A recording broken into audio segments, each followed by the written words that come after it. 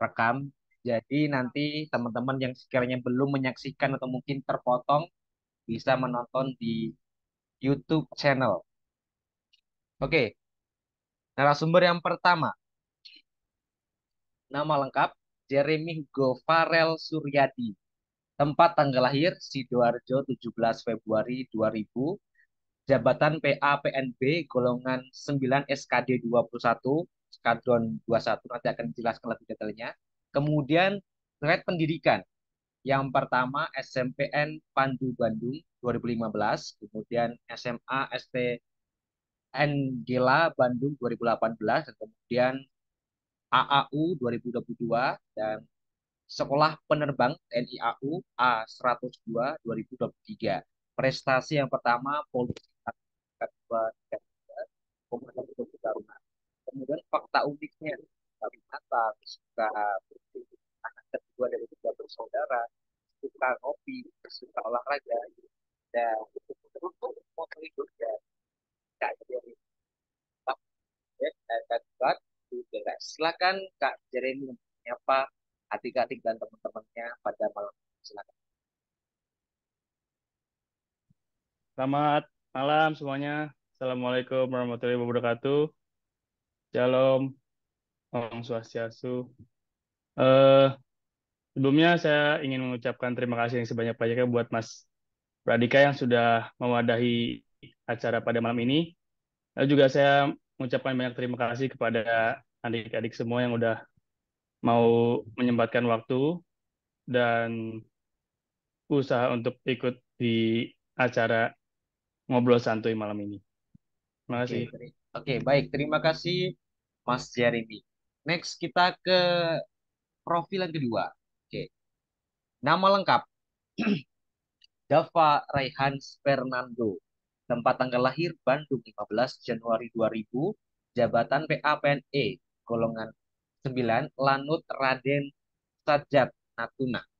Riwayat pendidikan yang pertama SMPN 2 Bandung, Seman 9 Bandung, dan kemudian AU 2018, dan kemudian Sekbang 2023. Kemudian prestasi OSN Biologi Kabupaten Bandung. Kemudian fakta uniknya yang pertama Morris, Gamers, dan Smoke, Calm, Something Big. Oke, next selanjutnya ke moto hidup. If you never try, you never know. Silakan Kak Dava untuk menyapa adik-adiknya pada malam hari ini. Silakan. Assalamualaikum warahmatullahi wabarakatuh. Bagaimana adik-adik? Terima kasih untuk kesempatan meluangkan waktunya dalam kesempatan webinar ini, dalam bincang santuy. Kami juga Mohon berterima izin kasih kepada Mas Davas, Mas Pradika. kameranya masih belum dinyalakan. Oh ya, Nah, oke. sebelumnya kami mengucapkan terima kasih kepada adik-adik yang sudah meluangkan waktunya untuk bisa join di webinar bincang santuy ini. Saya Letnan 2 Penerbang Dava Reihans Fernando, asal Bandung. Saya lahir di pada 15 Januari tahun 2000. Saya lulusan AAU 2018. Semoga di webinar ini kita berdua bisa sharing-sharing mengenai bagaimana cara kita dapat melaksanakan sampai di jenjang sekolah penerbang dan hingga lulus dilantik menjadi Letnan 2 Penerbang. Terima kasih. Oke, baik. Terima kasih Mas Jeremy dan Mas Dava. Dan selanjutnya untuk materi, saya persilakan kepada narasumber. Silakan, Mas Dava.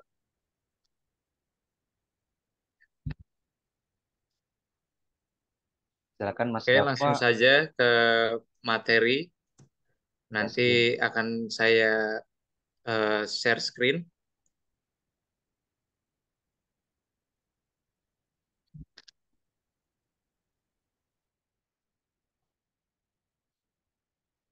Ya, baik.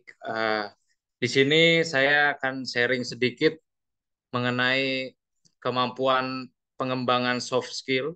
Soft skill ini berarti ya kemampuan atau ability yang kita punya dalam untuk menjadi seorang airman atau air crew di TNI Angkatan Udara. Di sini ada beberapa poin yang akan kakak sampaikan, yaitu yang pertama bisa dilihat ada poin-poin itu membentuk sebuah leader, atau leader itu yang berarti seorang pemimpin. Di sini pemimpin itu bukanlah orang yang hanya menyuruh anggotanya atau hanya ingin dilayani, tetapi sebagai leader kita di sini adalah sebagai pelayan untuk kesejahteraan bagi para anggotanya. Jadi bisa dibedakan antara leader dengan bos yang eh, kalian ketahui dalam kehidupan sehari-hari. Jadi di sini kita masuk Akademi Angkatan Udara pada tahun 2018. Pada saat itu ada kami tidak langsung menjadi senior, tapi dimulai dari jenjang yang paling pangkat terkecil, yaitu ada yang udah tahu pangkat terkecilnya apa? Kalau bisa dijawab juga nggak apa-apa. Jadi pada saat masuk itu kakak tidak langsung berpangkat Sersan Mayor 1 Taruna, tetapi eh, dari prajurit Taruna. Prajurit Taruna ini eh, kakak akan menempuh pendidikan di Magelang selama kurang lebih 3 bulan di Chandra Dibuka. Nanti adik-adik yang akan mengikuti seleksi calon taruna, khususnya Akademi Angkatan Udara seperti kakak, akan mengalami hal yang sama. Jadi tetap semangat, karena di setiap perjuangan adik-adik itu pasti selalu ada doa dari orang tua. Kemudian yang poin kedua, kakak menjelaskan mengenai excellent. Excellent ini berarti suatu yang dikerjakan secara sempurna. Jadi adik-adik ini tidak mesti harus sudah jadi seorang taruna baru kalian bersifat excellent, karena excellent ini dapat dilatih dari kalian sipil, kemudian eh, kalian itu berpenampilan baik, berkelakuan baik, dan melaksanakan suatu hal dengan baik setiap harinya, itu dinamakan dengan excellent. Jadi kami sebagai insan TNI Angkatan Udara memiliki moto, yaitu excellent in all we do, yang berarti kesempurnaan di setiap halnya. Jadi begitu adik-adik. Untuk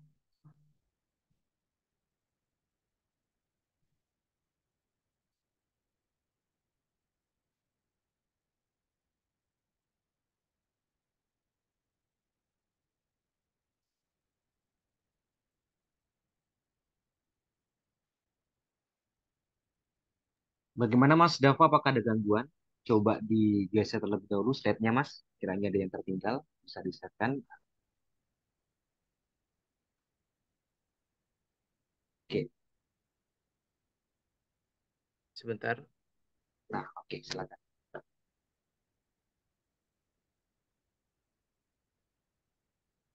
Oke, sepertinya Mas Dava mengalami gangguan ya.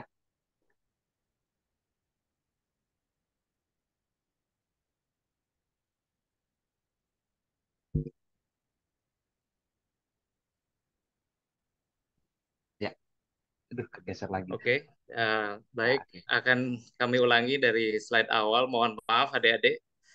Karena yang pertama, kami dijuruskan, ada penjurusan korps pada saat kita menyandang pangkat Serma Datar, yaitu Sersan Mayor 2 Taruna. Di sini ada 8 korps pilihan di Akademi Angkatan Udara.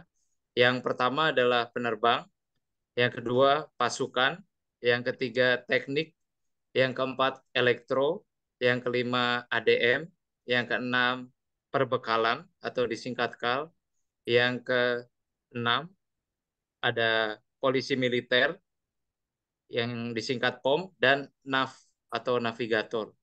Kemudian kami ini semua terlibat dalam seleksi penjurusan korps. Jadi semuanya pada pangkat Serma Datar kami terlibat dalam penjurusan korps.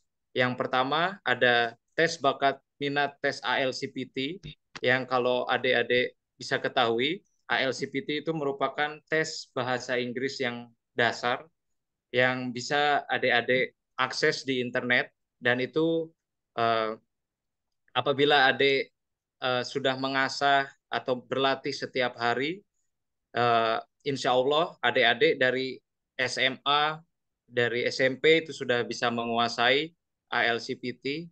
Kemudian ada tes psikologi, jadi bukan hanya pada saat calon taruna saja kakak dites psikologi, tetapi tes psikologi ini kakak dapatkan lagi ketika kakak berpangkat Serma Datar untuk penjurusan ke Sekolah Penerbang Akademi Angkatan Udara. Jadi pada saat tes psikologi ini, tesnya adalah sama persis dengan apa yang adik-adik persiapkan dengan di calon taruna itu hampir mirip, tetapi hanya perbedaannya tingkat kesulitan dan kesukaran yang sedikit lebih di atas dibandingkan adik-adik ketika calon taruna. Kemudian ada tes kesehatan juga secara umum dan tes samapta yang seperti adik-adik lakukan juga, yang berlatih pada jasmaninya, dan tes kesehatan seperti medical check up dan lain-lain, semuanya dilaksanakan di Akademi Angkatan Udara. Kemudian tes KESWA, ini adalah tes kesehatan jiwa, di mana adik-adik sekalian bisa melaksanakan tes sesuai yang adik-adik pengenkan, atau disebut juga dengan tes bakat minat kesehatan jiwa juga.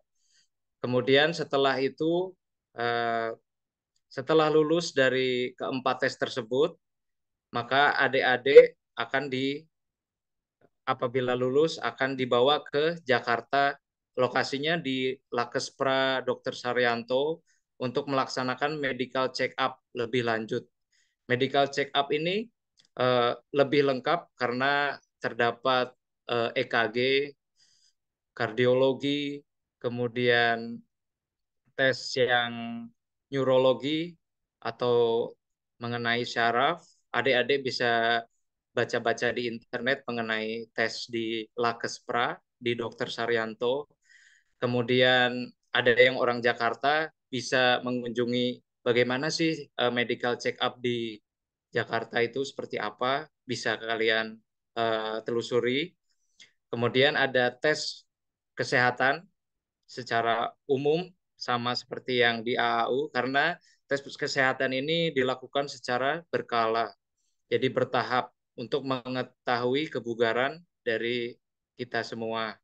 Kemudian ada tes chamber. Tes chamber ini adik-adik dimasukkan ke dalam suatu ruangan di mana adik-adik akan dibawa ke ketinggian sekitar 25.000 feet atau 25.000 kaki, sekitar 6 kilo di atas permukaan laut. Nah, ini adik-adik diminta untuk mengerjakan suatu soal permasalahan. Nah, ini diminta untuk pemecahan soalnya ini secara konsentrasi. Seberapa konsentrasi sih adik-adik itu apabila dites di chamber. Kemudian ada tes Barani-Chair. Barani-Chair ini adalah tes untuk mengetahui keseimbangan, dan apabila kita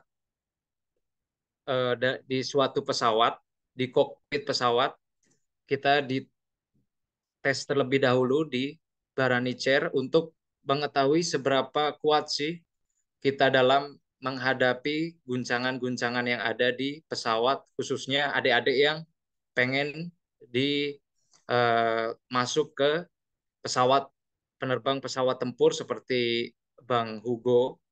Kemudian psikologi penerbangan kembali lagi dites di Lakespra, dan yang terakhir ada interview bakat dan minat.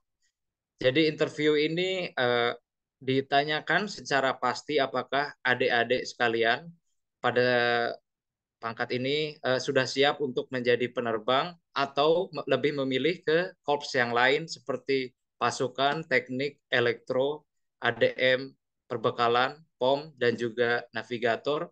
Itu semua tergantung pada adik-adik karena di sini tidak ada korps yang paling favorit, tapi semuanya merata.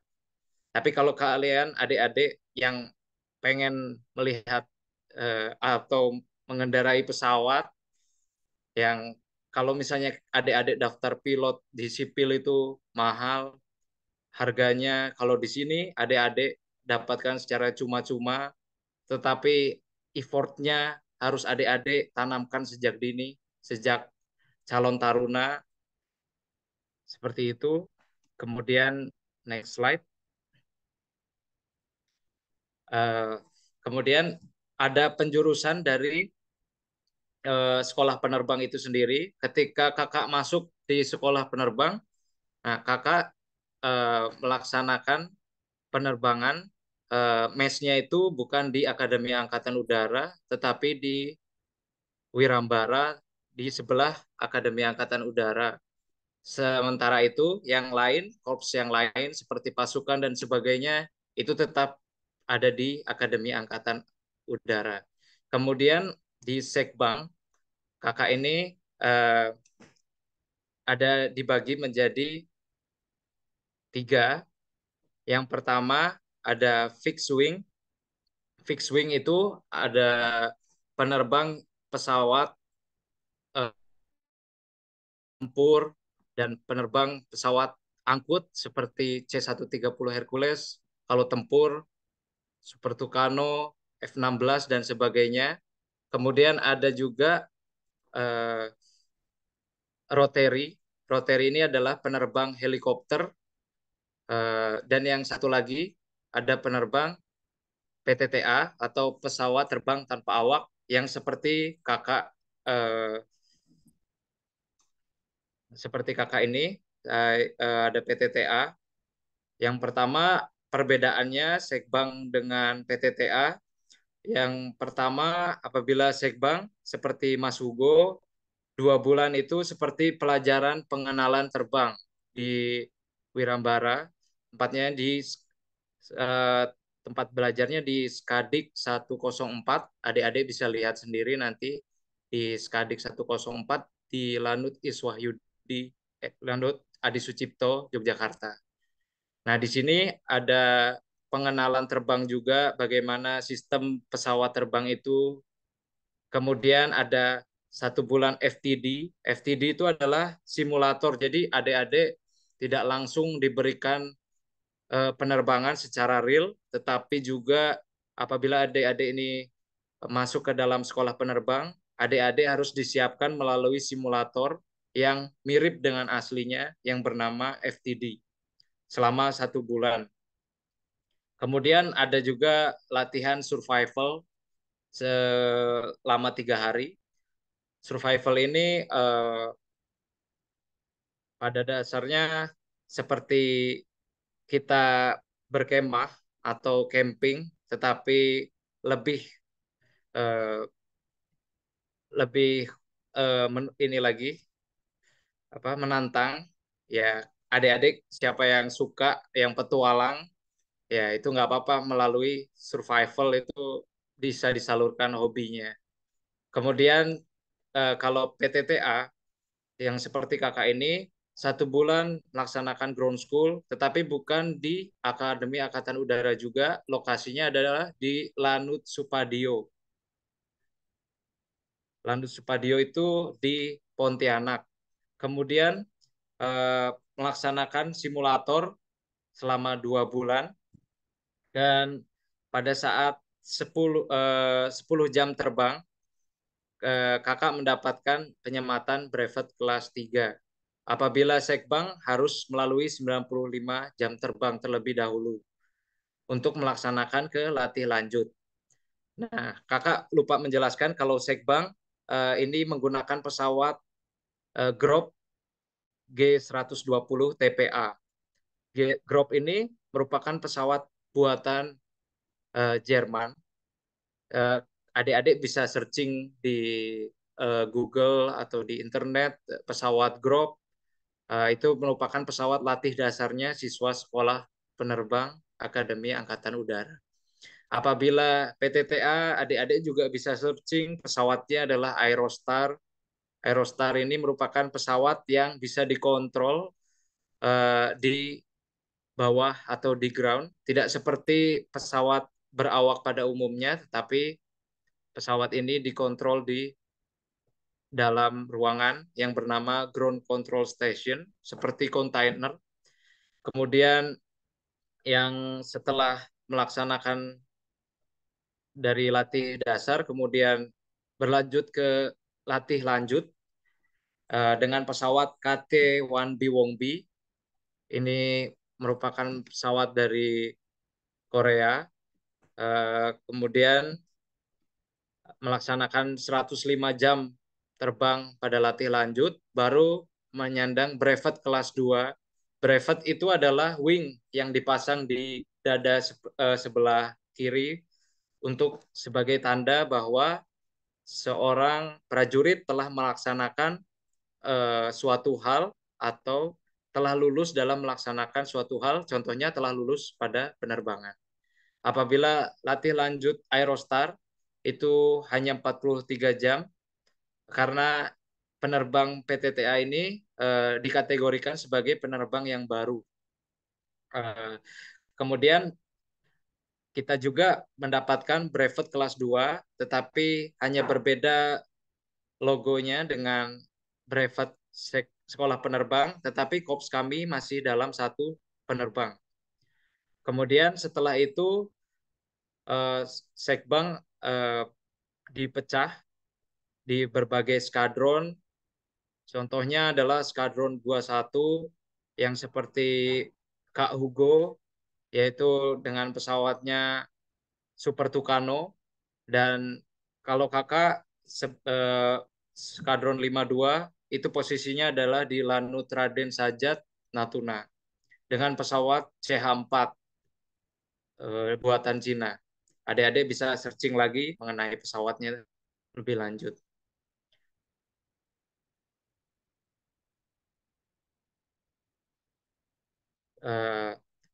Sekarang akan dilanjutkan oleh Mas Hugo. Dipersilahkan untuk waktu dan tempat. Baik, terima kasih kepada Mas Dava. Selanjutnya saya akan menjelaskan untuk tantangan dalam proses pendidikan di Sekolah Penerbang TNI Angkatan Udara.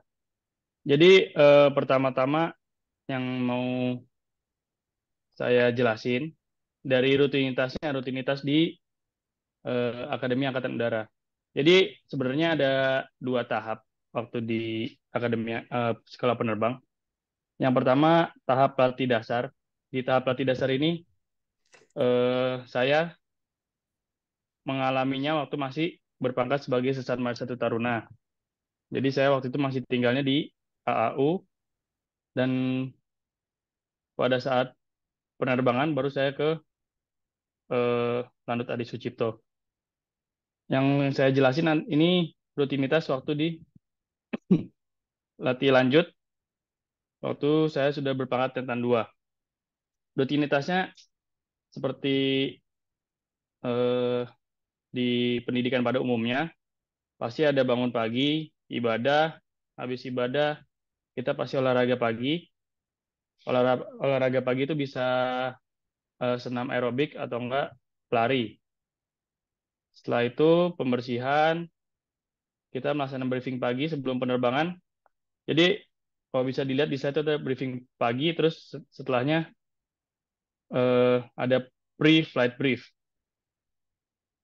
Untuk briefing pagi itu briefing secara massal dan untuk semua penerbangan.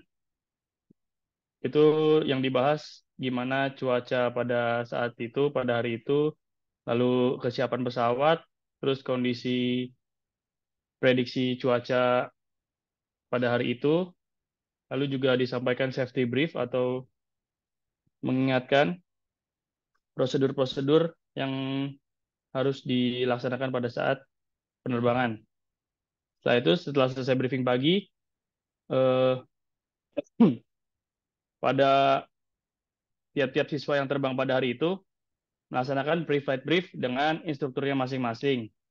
Jadi kita eh, ngadep ke instrukturnya, kita briefing sebelum penerbangan. Briefing sebelum penerbangan kita briefingnya cuma berdua aja antara instruktur dengan siswanya. Karena di pesawat ini untuk fakta tambahan, di pesawat latih dasar dan latih lanjut, untuk yang latih dasarnya kan saya udah dijelasin sama Kak Dava. Pesawat Grop G120 TPA itu untuk 2 penumpang, tapi dia tempat duduknya side by side atau seperti di dalam mobil sebelah-sebelahan. Untuk yang pesawat yang di foto ini namanya pesawat KT-1B Wongbi, atau yang mungkin kita kenal sekarang pesawat itu dipakai oleh tim Jupiter Aerobatic Team dari TNI Angkatan Udara. Kalau untuk pesawat KT Wongbi ini, dia tempat duduknya namanya tandem atau depan belakang. Maaf. Untuk pesawat KT-1B Wongbi ini duduknya tandem, untuk siswanya di depan dan instrukturnya di belakang. Setelah itu, setelah melaksanakan pre-flight brief, melaksanakan penerbangan. Setelah melaksanakan penerbangan, sebelum melaksanakan penerbangan, kita harus nyiapin sendiri pesawatnya, dicek kesiapan pesawatnya, dari fuel-nya udah penuh apa belum, kondisi mesin, kondisi ban, segala macam itu kita cek semua. Terus kita cek perlengkapannya dari helm, maskernya gimana, lancar atau enggak. Terus juga setelah itu melaksanakan penerbangan sesuai dengan exercise yang dilaksanakan pada hari itu. Setelah itu, setelah turun kita juga langsung melaksanakan post flight brief atau after flight brief. Di situ kita briefing tadi terbangnya gimana, apakah sudah sesuai dengan target pada hari itu atau belum. Setelah itu melaksanakan EOD brief atau end of the day brief. Jadi di situ dilaksanakan briefing kembali secara massal setelah penerbangan. Dibahas pada hari itu apakah ada safety issues atau masalah yang berhubungan dengan safety, dan rencana penerbangan pada esokan harinya. Setelah selesai itu, saya lupa, harusnya ini ada satu lagi. Kita biasanya ada juga mass brief dengan Dan-Flight. Dan-Flight itu di sekolah penerbang dia sebagai penanggung jawab terbang untuk tiap-tiap angkatan sekbang. Setelah melaksanakan mass brief, kita melaksanakan olahraga sore. Kenapa? Kalau misalnya banyak yang tanya kenapa ada olahraga pagi, ada olahraga sore, karena sebagai seorang penerbang yang dituntut itu kesiapan fisiknya harus benar-benar prima, karena eh, dalam melaksanakan penerbangan ini, kalau terutama menggunakan pesawat Grop dan KT-1B Wongbi, cukup melelahkan, apalagi pada exercise-exercise atau latihan-latihan yang seperti aerobatik ataupun tactical formation seperti itu. Karena pada saat aerobatik sendiri kita menahan yang namanya gaya gravitasi. Setelah itu, setelah olahraga sore, pembersihan, ibadah, makan malam, dan juga belajar malam. Untuk di Sekbang sendiri kita wajib untuk istirahat pada pukul 22.00 atau pukul 10 malam, karena besoknya dibutuhkan stamina yang cukup untuk melaksanakan latihan. Nah, terus untuk pertanyaan yang selanjutnya saya bakal jelasin untuk jadwal pelatihannya. Dari latih dasar dan latih lanjut sebenarnya sama. Exercise di latih dasar dan latih lanjut, cuma yang membedakan di latih lanjut itu kan kita dibagi jadi dua, ada yang rotary sama fixed wing. Pertama-tama kita belajar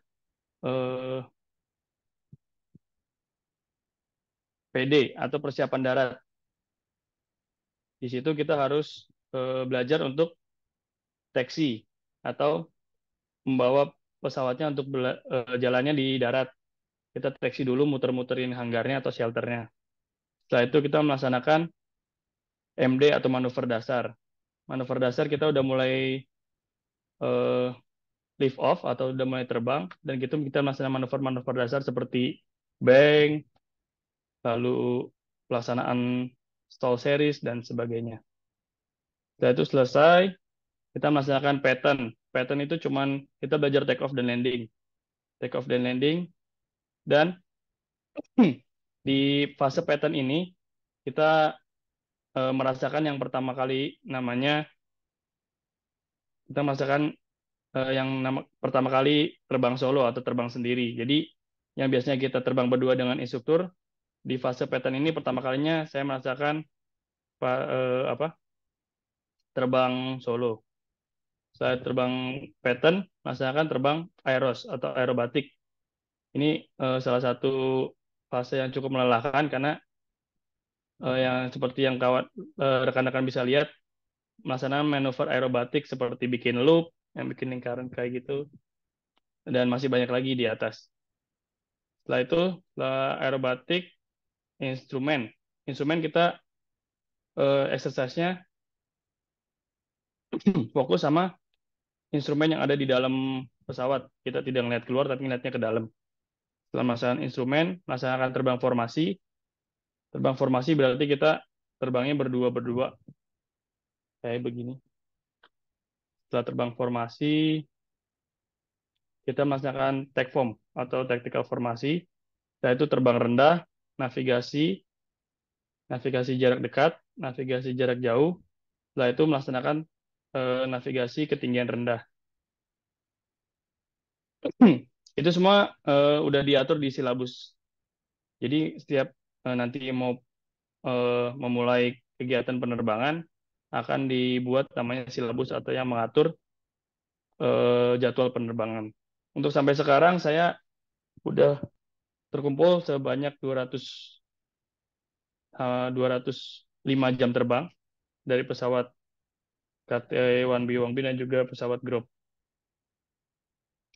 Setelah itu bisa diganti, Mas Dava, ke next slide.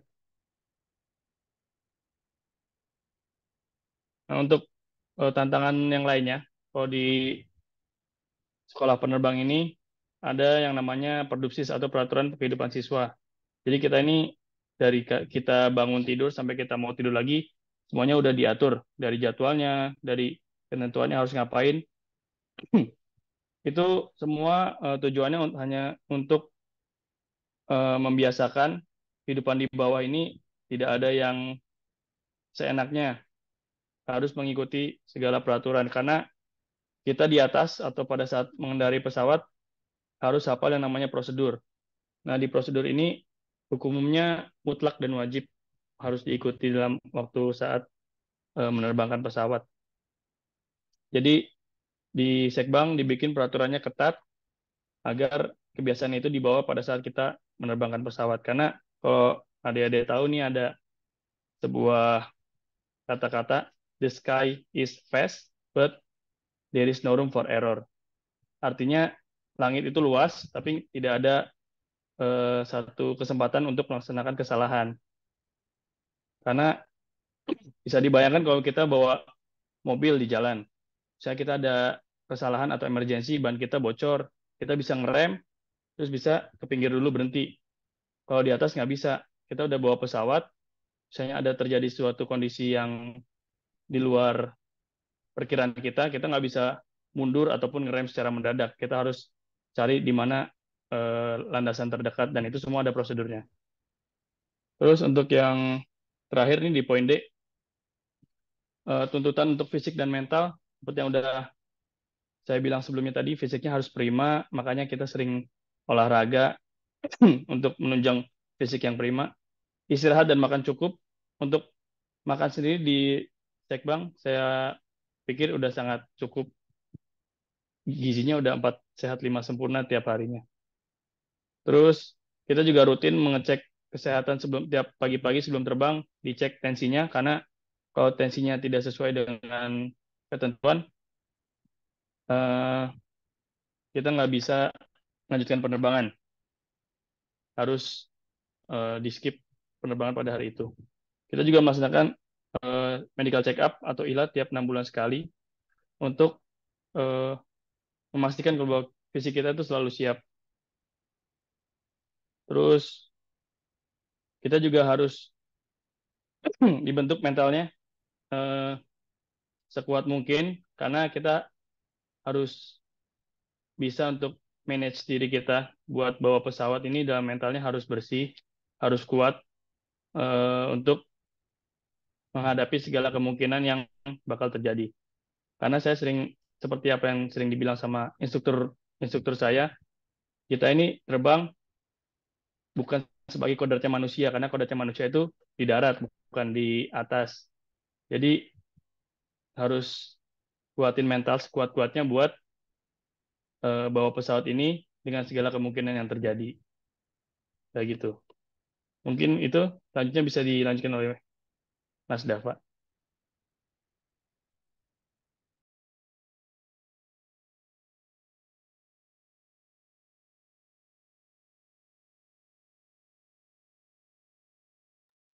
Mas Dava, suaranya Mas Dava.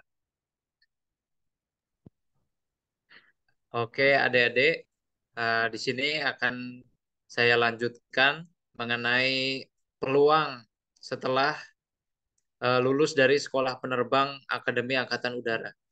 Jadi pada saat kakak lulus dari Akademi Angkatan Udara selama kurang lebih 4 tahun, kakak dilantik sebagai Letnan 2 penerbang atau sebagai perwira pada saat Praspa atau Prasetya Perwira di Jakarta. Lokasinya adalah di Istana Negara. Itu adalah suatu kebanggaan bagi kakak bisa dilantik dan dilihat, disaksikan oleh kedua orang tua dan oleh Presiden Republik Indonesia itu sendiri mengambil upacara pelantikan eh, Akademi TNI menjadi seorang Letnan 2 penerbang. Itu adalah suatu hal atau pencapaian yang luar biasa bagi kakak. Dan kakak harapkan juga bagi adik-adik yang ikut di webinar ini, kakak doakan untuk bisa menjadi insan Akademi Angkatan Udara sebagai penerus kakak. Hmm.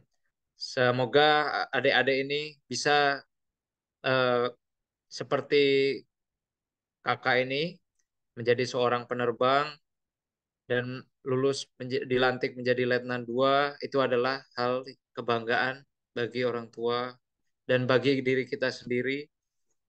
Di sini ada pembagian dari eh, apabila menyandang gelar sebagai S1 di penerbang.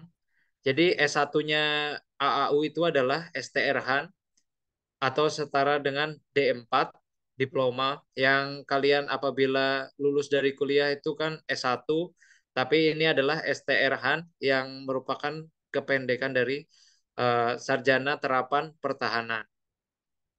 Di sini kakak akan menjelaskan 4 dari penerbang yang ada di TNI Angkatan Udara. Yang pertama ada penerbang transport. Seperti yang telah kakak jelaskan tadi, penerbang transport adalah penerbang pesawat kargo di mana mengangkut penumpang atau pesawat passenger seperti C-130 Hercules, KASA 212 dan lain-lain, CN-235. Kemudian ada penerbang pesawat fighter, itu adalah penerbang pesawat tempur. Di Indonesia ada beberapa pesawat tempur andalan, yaitu F-16. Kemudian ada juga Sukhoi 27 dan Sukhoi 30, yang apabila adik-adik ini uh, ingin mengawakinya, kakak doakan semoga bisa di kedepannya, asalkan adik-adik ini memiliki semangat dan motivasi yang tinggi. Jangan sampai ada suatu hal yang bisa menumbangkan semangat adik-adik. Karena tidak ada suatu pun yang bisa mengalahkan motivasi adik-adik itu kecuali dari adik-adik sendiri. Jadi adik-adik ini harus semangat, harus bersemangat bermental baja, semangat 45 untuk menjadi seorang penerbang TNI Angkatan Udara. Itu adalah suatu pencapaian yang luar biasa bagi kakak, dan selama ini dan insya Allah ini kakak bisa membahagiakan kedua orang tua dengan korps kakak sebagai penerbang. Kemudian apa saja sih yang jabatan yang bisa diduduki ketika kakak ini menjabat sebagai penerbang? Karena memang penerbang ini adalah salah satu korps yang favorit di TNI Angkatan Udara. Maka dari itu seorang penerbang itu diprioritaskan dibandingkan korps lain. Walaupun korps lain itu memang juga tidak kalah bagusnya dengan penerbang, tetapi penerbang ini adalah nomor satu TNI Angkatan Udara, yaitu sebagai seorang pengawal pesawat terbang. Yang pertama bisa menjadi komandan satuan di skadron udara. Jadi skadron udara itu adalah di mana tempat kerja yang memiliki pesawat sesuai dengan kriterianya, seperti di skadron 21 pesawat tempur yaitu pesawat Super Tucano, kemudian skadron 31 ada pesawat C-130 Hercules itu berlokasi di Jakarta. Eh, itu berfungsi sebagai pesawat angkut atau kargo, dan kitalah sebagai leadernya atau sebagai komandannya di skadron udara apabila kita sudah benar-benar matang dan dalam jenjang yang sudah tinggi, kita dapat menduduki sebagai komandan skadron udara. Kemudian juga instruktur penerbang itu sudah pasti kita akan mengalami.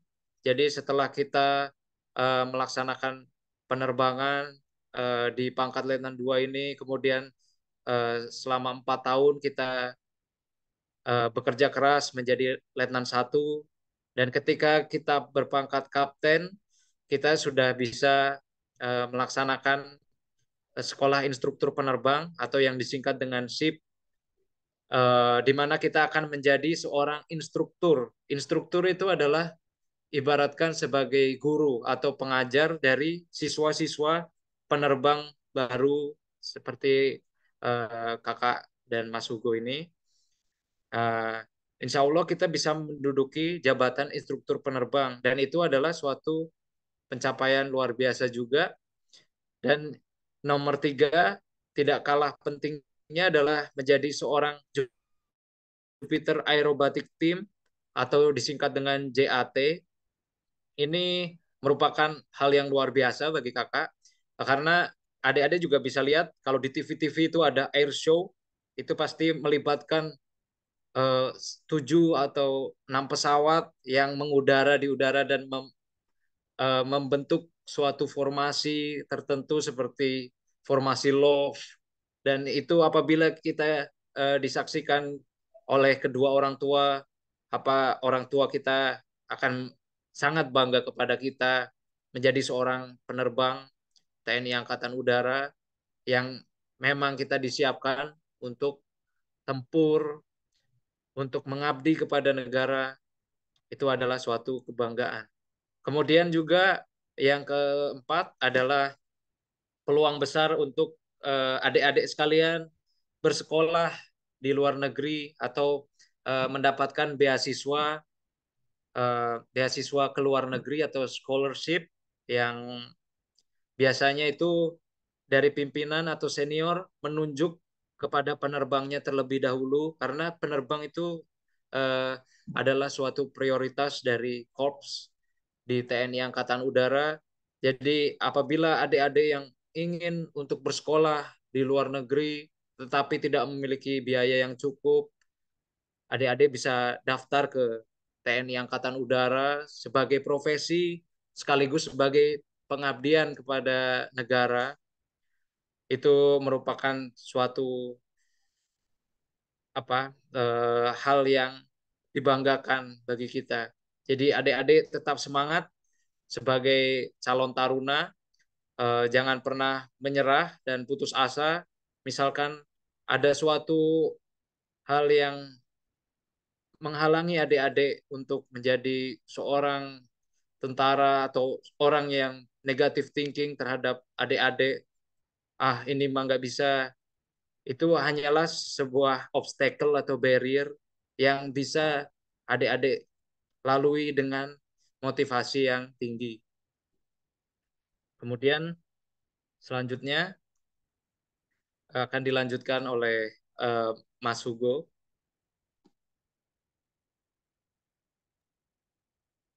Oke, makasih Mas Dava. Selanjutnya ini saya jelasin gimana pengalaman latihan terbang di Sekolah Penerbangan Akademi Angkatan Udara. Yang pertama pastinya kita bakal belajar teori selama ground school. Kalau teorinya sendiri, waktu latih dasar, kita teorinya kurang lebih 3 bulan sebelum melaksanakan eh, penerbangan. Di situ kita belajar eh, dari hal-hal dasar yang berkaitan tentang penerbangan, terkait hukum udara, terus kita juga belajar gimana kondisi angin, terus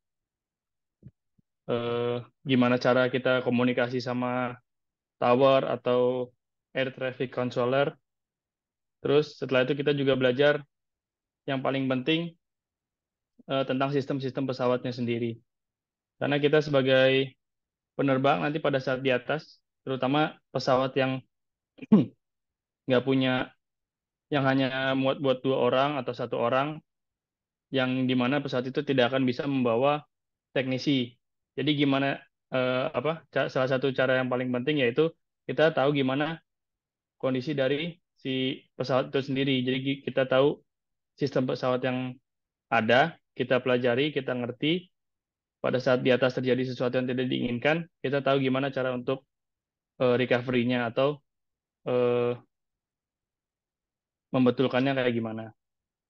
Itu yang paling penting dari pada saat ground school.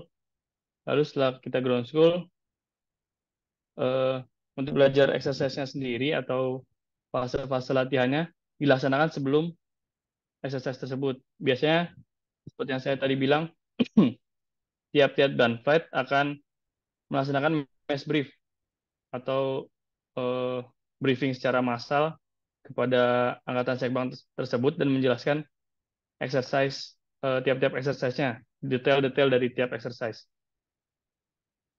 Setelah itu eh,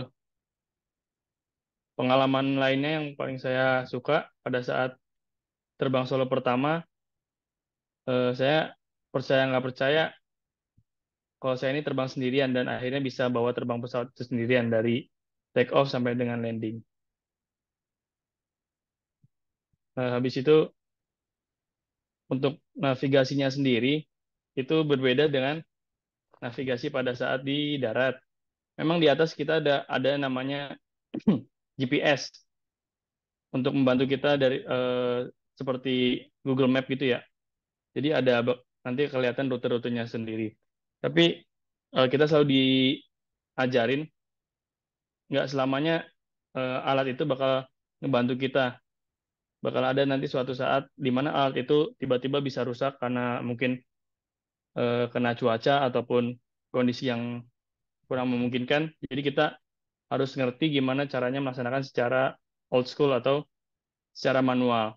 Jadi memang kalau ada alat itu kenapa nggak kita pakai, tapi kita juga harus tahu gimana dasarnya, kenapa bisa terjadi seperti demikian. Dan juga untuk pada saat terbang, pasti kita selalu ditekankan yang namanya safety first atau semua yang berhubungan dengan safety. Eh, untuk safety-nya yang paling pertama ini di tiap kita penerbangan, kita ini nggak boleh bawa barang-barang yang bisa buat bahaya waktu pada saat di atas. Jadi kita harus memastikan dulu setiap kita mau naik ini badan kita bersih dari barang-barang yang mungkin bisa bikin kecelakaan di atas. Seperti itu. Selanjutnya, itu aja paling. Dava, bisa dilanjutkan.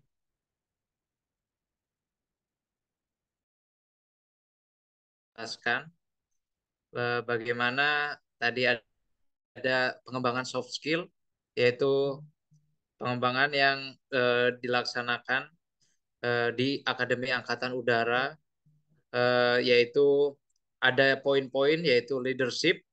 Leadership adalah suatu kepemimpinan yang dimiliki oleh insan Akademi Angkatan Udara, di mana kita harus memiliki jiwa kepemimpinan bukan sebagai bos tetapi sebagai pemimpin yang dapat memimpin anggotanya, melayani anggotanya juga, memikirkan bagaimana kehidupannya. Kemudian ada poin kedua yaitu excellent. Excellent ini adalah kesempurnaan, kesempurnaan untuk melaksanakan hal dengan sebaik-baiknya. Jadi adik-adik bisa menanamkan uh, soft skill berupa excellent ini sejak dini, karena excellent ini bisa dilaksanakan kapan saja, di mana saja. Kalian akan dicap baik oleh orang-orang apabila melaksanakan excellent sebagai prioritas. Kemudian airmanship, yaitu pengembangan di mana kita sebagai awak eh, pengawak udara, kita sebagai pilot itu selalu aware. Aware ini artinya adalah sangat teliti dalam melaksanakan suatu hal dan tidak boleh ceroboh dalam melaksanakan satu hal sekecil apapun, karena sekecil apapun kesalahan yang dilakukan di udara itu berakibat fatal. Dan apabila ini diterapkan oleh adik-adik airmanship di kehidupan sehari-hari, adik-adik insya Allah akan menjadi seorang yang teliti dan uh, sangat uh, tidak mudah melakukan kesalahan. Kemudian ada disiplin. Disiplin juga itu adalah hal basic atau hal dasar yang bisa kita lakukan, berupa bangun pagi sudah ada timing dari jam jam pagi itu olahraga, kemudian makan teratur, kemudian melaksanakan belajar dan sebagainya sudah terpola. Itu adalah suatu hal yang disebut dengan disiplin. Kemudian elegan.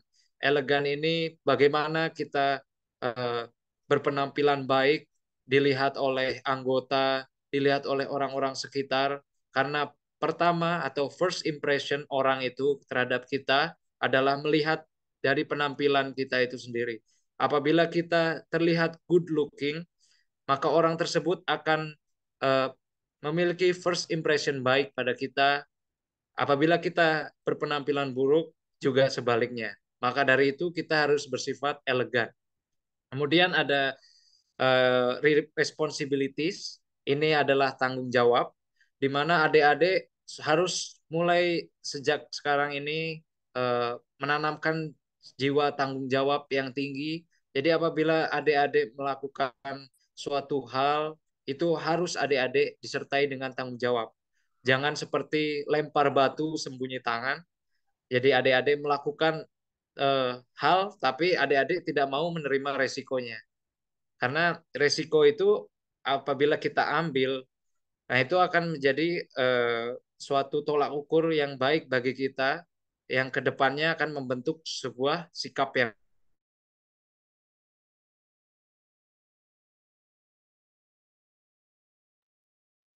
ini adalah Angkatan Laut.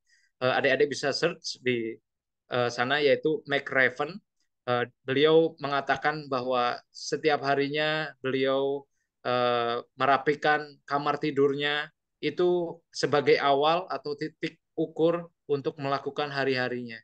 Jadi maksudnya beliau adalah suatu orang yang perfeksionis, di mana dia selalu merapikan tempat tidurnya untuk kesempurnaan kegiatan berikutnya. Apabila kamar kita sudah berantakan, maka hari-hari kita yang lain akan berantakan juga. Makanya dari itu mulai dari sekarang tanamkan sejak diri making your bed. Nah, itu dari Laksamana McRaven dari Amerika Serikat. Mungkin itu saja dari pengembangan soft skill yang dapat kakak jelaskan. Kemudian ada kisah sukses narasumber, bisa dijelaskan sedikit dari Mas Hugo.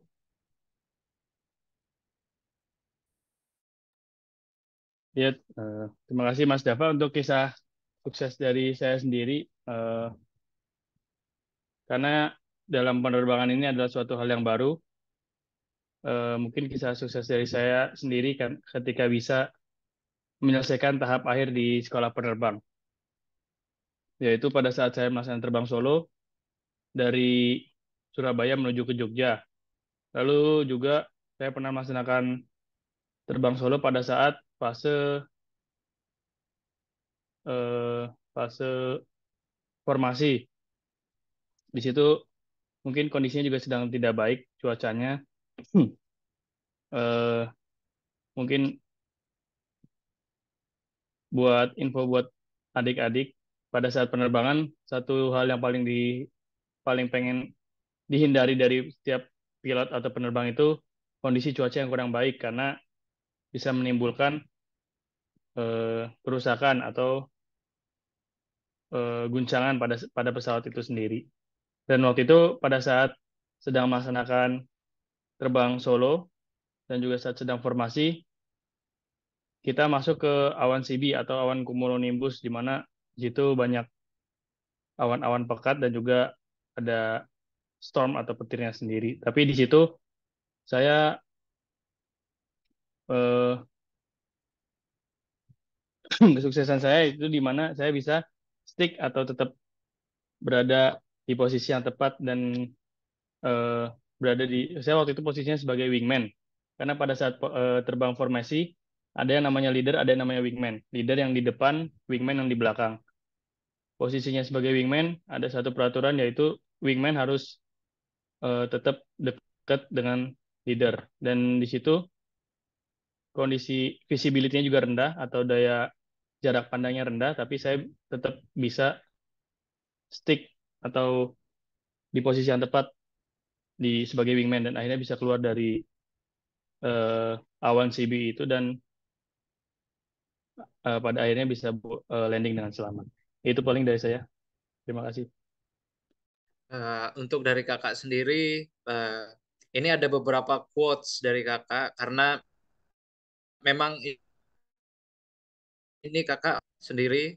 Jadi ketika kakak posisi masih calon taruna, itu kakak mengalami fase di mana kakak ini adalah pesimis dalam eh, bergabung di Akademi Angkatan Udara karena banyak yang lain bisa orang-orang lain bisa karena memang dia sudah terlatih, sudah dilatih dari sejak awal, sejak dini. Sedangkan kakak pertama memiliki cita-cita yang lain, yaitu sebagai seorang dokter. Kemudian kakak ini eh, sempat gagal di SBMPTN, masuk FK Unpad.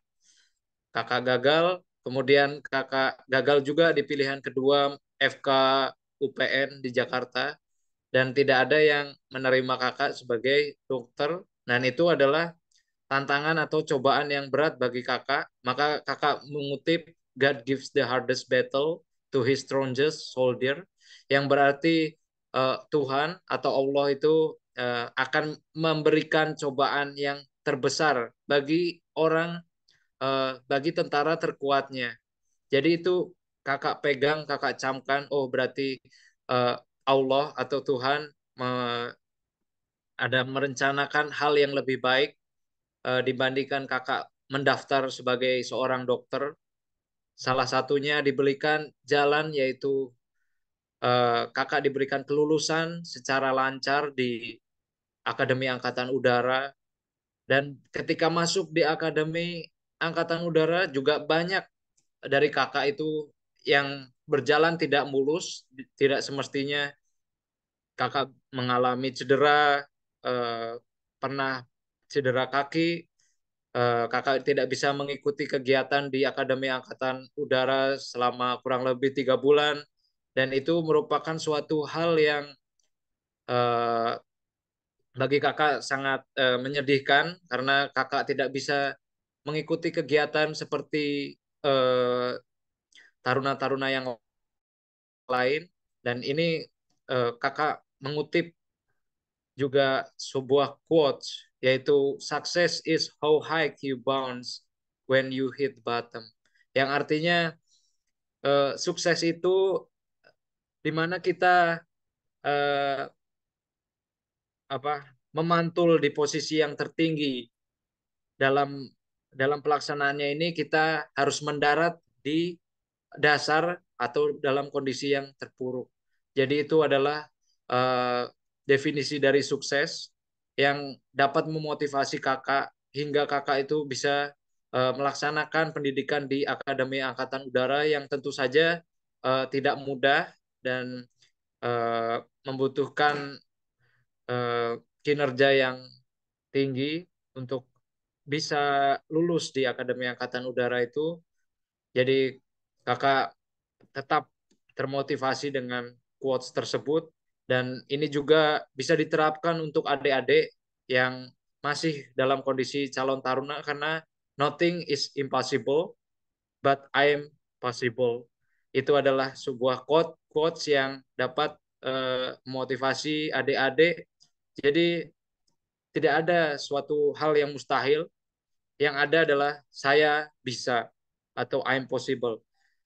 Terus yang ketiga, apabila kita merencanakan suatu cita-cita, tapi kita itu hanya eh, berangan-angan atau hanya bermimpi, tidak ada persiapan atau tidak ada preparation, tidak ada suatu usaha atau effort yang tinggi, maka itu adalah hal yang sia-sia. Maka the best way to predict your future is to create it. Jadi kalian tuh mau sukses atau mau gagal itu tergantung kalian untuk melakukannya seperti apa.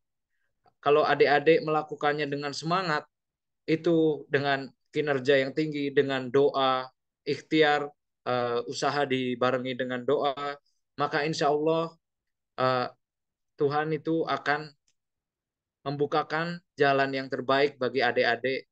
Apabila adik-adik ini bisa menjadi insan Akademi Angkatan Udara, itu juga merupakan sebuah rejeki atau mujizat dari Allah Subhanahu wa Ta'ala yang harus adik-adik syukuri setiap saat. Uh, itu 3 quotes yang mungkin dapat dicatat di buku harian adik-adik sebagai penyemangat apabila adik-adik di kondisi yang terpuruk.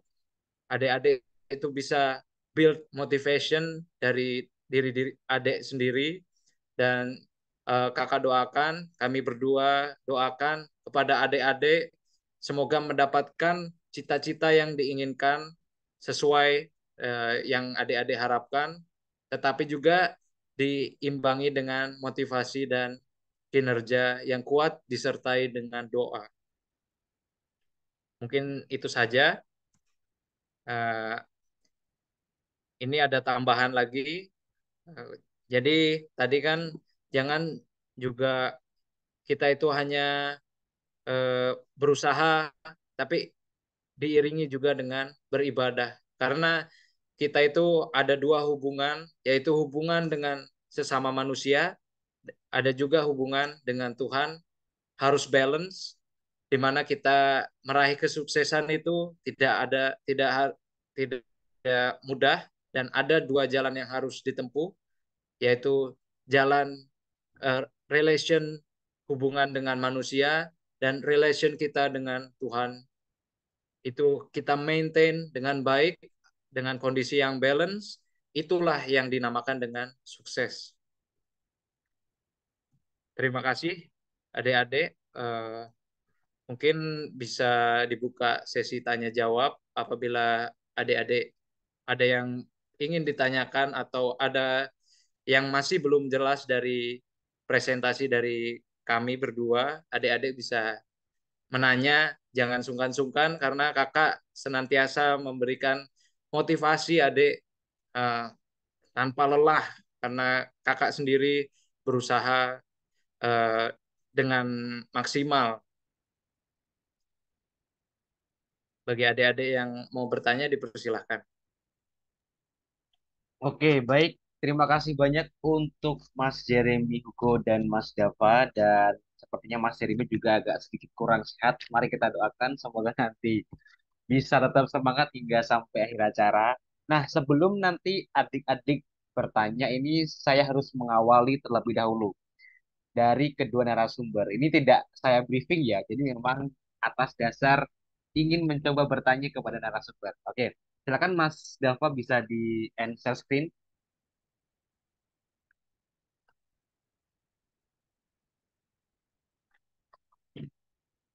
Bisa Mas Dava? Bentar. Oke, oke. Untuk pertanyaan dari untuk kedua narasumber ini mungkin sudah banyak, tapi saya ingin mencoba untuk bertanya. Kualitas apa yang memang membedakan Mas Jeremy Hugo dan Mas Dava sebagai seorang perwira? Yang itu memang adalah kualitas terbaiknya. Oke, silakan ada yang mau jawab? Ya, silakan. Mas Dava atau Mas Jeremy? Eh, Mungkin saya wakilkan untuk Mas Dava. Mungkin salah satu nilai yang paling ditekankan sebagai seorang perwira dari senior-senior itu, kalau udah lulus perwira, kita berdikari atau berdiri di kaki sendiri.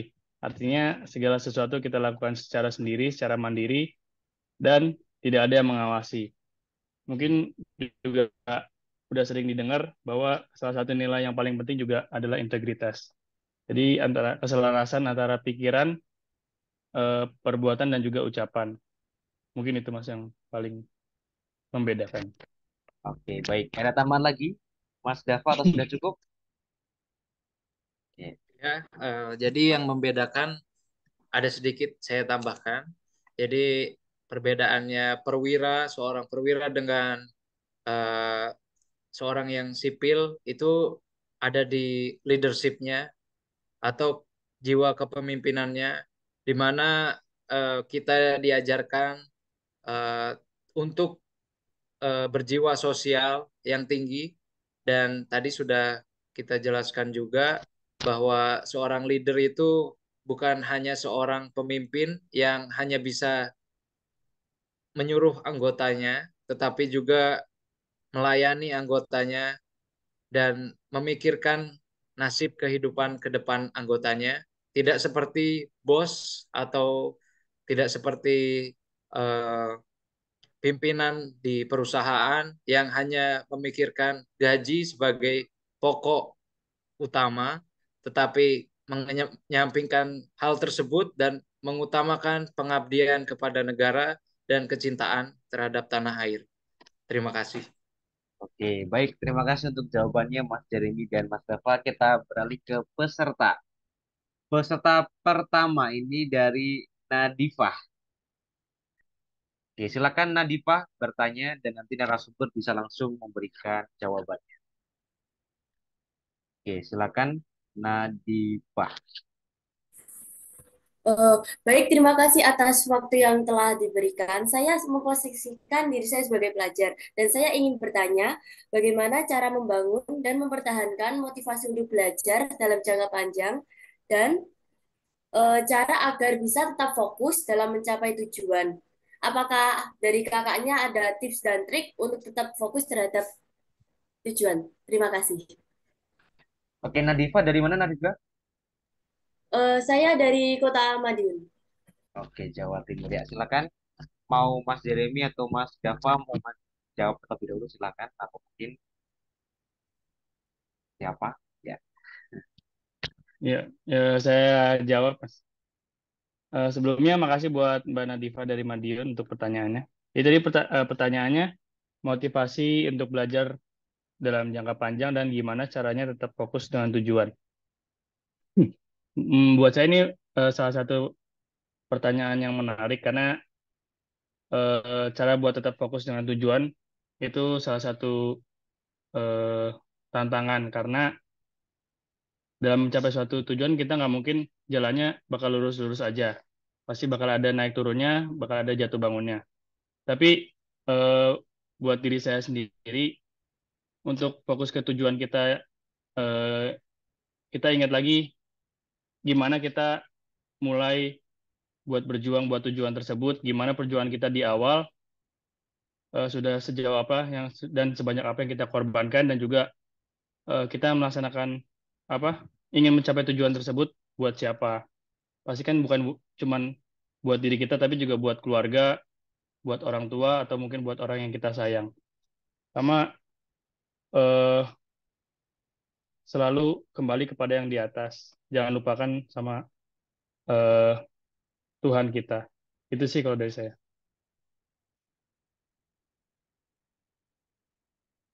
Silakan Mas Dava mau menambahkan, silakan. Baik, terima kasih Dek Nadifa udah bertanya, memberanikan diri untuk bertanya. Dan ini adalah pertanyaan yang baik eh, bagi kita juga, bagi semua bisa didengarkan. Bagaimana cara kita tetap termotivasi dalam belajar, yaitu tetap fokus pada tujuan awal kita, yang dimana kita itu juga punya kedua orang tua yang harus kita banggakan. Apabila kita berjuang sendiri, itu ya suatu hal yang cukup berat, karena motivasi itu menurut kakak itu dibagi menjadi dua, yaitu motivasi internal dan motivasi eksternal. Motivasi internal itu memang terbangun oleh dalam diri kita sendiri, di mana kita memiliki suatu keinginan dan kita harus mencapainya. Sedangkan motivasi eksternal itu karena dorongan orang lain, eh, jadi kita termotivasi untuk mencapai suatu hal. Maka dari itu harus ada balance atau keseimbangan antara motivasi internal dan motivasi eksternal, di mana ketika kita terpuruk dalam motivasi internal kita, tidak ada lagi yang dapat dilakukan lagi, maka kita masih punya motivasi eksternal, yaitu orang tua kita seperti bapak dan ibu kita yang selalu mensupport kita dalam melaksanakan suatu hal untuk mencapainya sampai Dek Nadifah bisa berjenjang ke SMA ini. Itu juga bukan usaha dari Dek Nadifah sendiri, tapi juga ada campur tangan dari orang tua dan Allah Subhanahu wa taala. Jadi menurut Kakak harus balance antara motivasi internal dan motivasi eksternal. Terima kasih.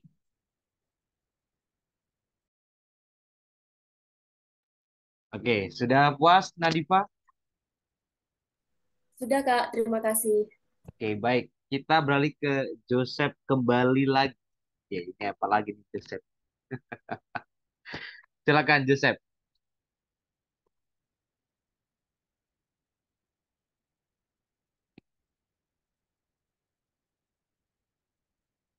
Joseph, silakan. Suaranya tidak ada Joseph. Ini kamu pakai headset ya? Atau apa? Ya, laptop bang. Kamu pakai laptop ini Iya. masalah nih. Suaranya agak maju aja ya suaranya. Soalnya kecil suaranya. Gimana?